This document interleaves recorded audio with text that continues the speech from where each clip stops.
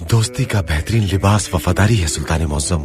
इस बारे में मौलाना रूमी मसनवी में कहते हैं, एक नौजवान रोज अपने बाबा के पास आता और कहता, मेरे बहुत से दोस्त हैं और आपके पास सिर्फ एक दोस्त है। एक दिन उसके बाबा ने एतराज करते हुए कहा, अगर मिलने वाले हर फर्द को कहें कि ये दोस्त है तो वो गलत है। हकीकी दोस्त सिर्फ एक या दो होते हैं। कि बाबा ने कहा, ठीक है, आप अपने दोस्तों की आजमाइश करेंगे। लिहाजा उन्होंने दोस्तों को आजमाने का फैसला किया। एक शाम उन्होंने भेड़ ज़िबा की और उसे बोरी में डाल दिया। बाप ने अपने बेटे से कहा, अब ये बोरी अपने कंधे पर टांगो और अपने दोस्तों के पास जाओ। नौजवान ने बोरी उठाई और अपने सबसे करीबी दोस्त के पास गया। उसके दोस्त ने खून आलूद बोरी की तरफ देखा। नौजवान ने कहा, मुझसे कत्ल हो गया है, मेरी मदद करो। उसके दोस्त ने उसके मुंह पर तेजी से दरवाजा बंद कर दिया। नौजवान एक एक करके तमाम दोस्तों के पास गया और तमाम दोस्तों ने भी एक एक करके दरवाजे बंद कर लिए। बहरहाल वो नौजवान घर वापस आ गया और इस नतीजे पर पहुंचा कि उसका कोई ऐसा दोस्त नहीं जो बुरे वक्त में उसकी मदद करता।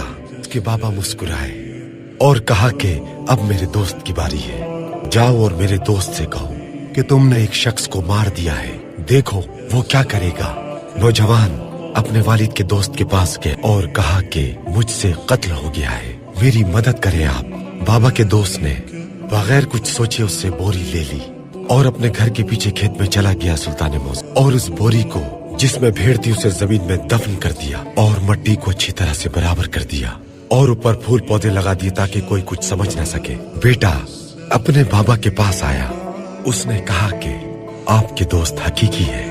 उसके बाबा ने कहा कि अभी फैसला मत करो, कल तुम मेरे दोस्त की तरफ जाना और उससे लड़ना, उसके साथ मार पीट करना, तब हम समझेंगे कि हकीकी दोस्त क्या होता है। अगले रोज नौजवान अपने वालिद के दोस्त के घर गया, उससे झगड़ा किया और उसके साथ मारपीट की। उसने अपने बाबा के दोस्त को तमाचे रसीद किए। वो रोने लगे और उसे देखा और कहा, लड़के यहाँ से जाओ, बाबा को मेरा सलाम कहना। मैं ऐसा आदमी नहीं हूँ जो 2 तमाचों के बदले गुलाब के बाग को वीरान कर दूं। दोस्त की तकलीफ भी अच्छी होती है, दोस्त की वफादारी उसे खूबसूरत बनाती है।